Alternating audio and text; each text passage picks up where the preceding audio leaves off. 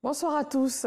Dans l'actualité, ce 23 juin, c'est jour de composition pour les élèves en classe de CM2 et pour les candidats libres à l'évaluation du certificat d'études primaires élémentaires. Il s'agit de l'examen blanc numéro 2 du CEPE pour les élèves en classe de CM2 et l'examen spécial pour les candidats libres. Grâce Kando. Groupe scolaire Cocody Est. Ici, les élèves en classe de CM2 sont à leur deuxième examen blanc. Ces candidats officiels seront évalués à partir des notes obtenues au contrôle continu et des deux examens blancs, ce qui leur permettra d'obtenir le certificat d'études primaires élémentaires CEPE. Ça se passe bien. J'ai appris toutes les leçons qui sont sur la feuille. Ce sont des choses qu'on a déjà vues en classe. Donc, je pense que c'est un peu facile. Tout se passe bien. La sécurité par rapport à la pandémie actuelle, tout est en place. Voilà, il y a eu des seaux de lavage des mains, les cache-nez pour protéger tous les enfants. Donc, il n'y a aucun problème. Les candidats libres, quant à eux, font leur évaluation finale au cours de cet examen blanc. J'ai 40 ans. Et si vous n'avez pas pu aller à l'école, je pense que vous avez toujours l'opportunité d'aller apprendre. Si j'ai le CP, j'ai passé un concours. Les candidats ont composé dans 4 matières: exploitation des textes, éveil au milieu, dictée et mathématiques.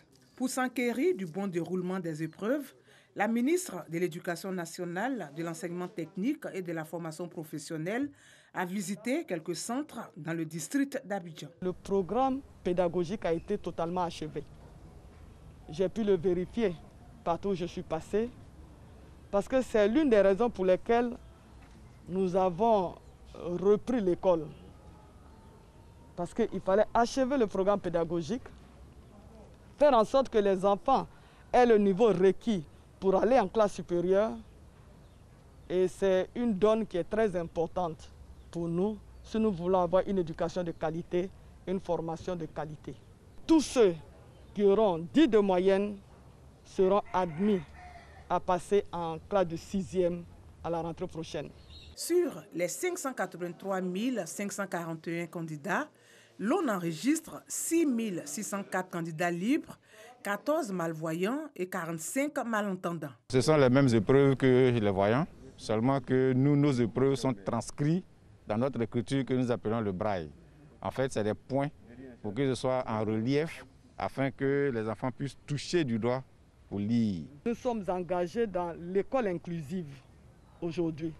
Ça veut dire que tous les enfants doivent avoir la chance ou la possibilité d'être scolarisés.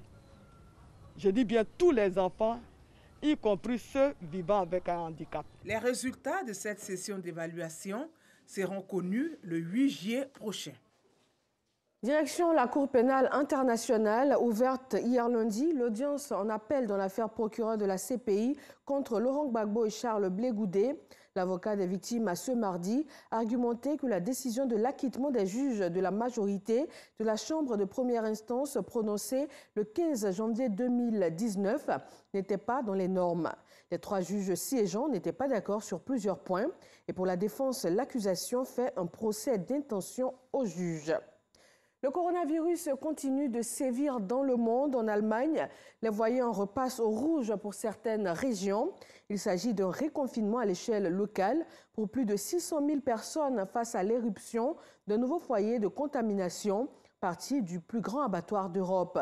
Cela va se traduire par la limitation stricte des contacts entre personnes, la fermeture des bars, cinémas, musées, l'interdiction des activités de loisirs dans les espaces fermés. Et puis un reconfinement pourrait également être appliqué en Guyane. La France a enregistré en seulement 24 heures 23 décès de la Covid-19, portant le total des morts à 29 663 depuis le début de l'épidémie.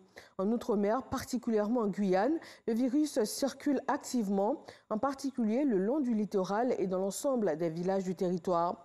Des évacuations sanitaires vers les Antilles sont également en cours de préparation, afin de soulager les services de réanimation.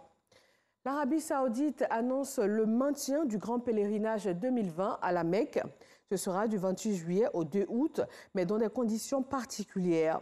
Seul un nombre limité de Saoudiens et de résidents du royaume sont autorisés à accomplir ce pilier de l'islam cette année.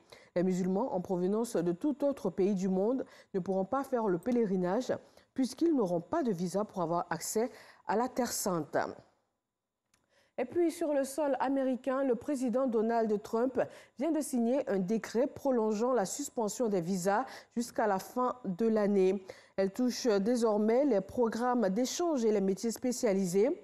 La mesure prise en plein cœur de l'épidémie de coronavirus était censée durer 60 jours pour protéger l'emploi aux États-Unis, aussi éviter l'arrivée de travailleurs potentiellement porteurs du virus. La décision de Donald Trump rencontre de vives critiques des patrons d'entreprises, notamment dans la Silicon Valley. Ils ont écrit au président lui demandant de ne pas bloquer ses visas car ces travailleurs étrangers jouent un grand rôle dans l'économie du pays. Et voilà, c'est tout pour ce Flash Info. Merci de l'avoir suivi. Retrouvez tout de suite l'actualité dans nos régions et rendez-vous à 20h.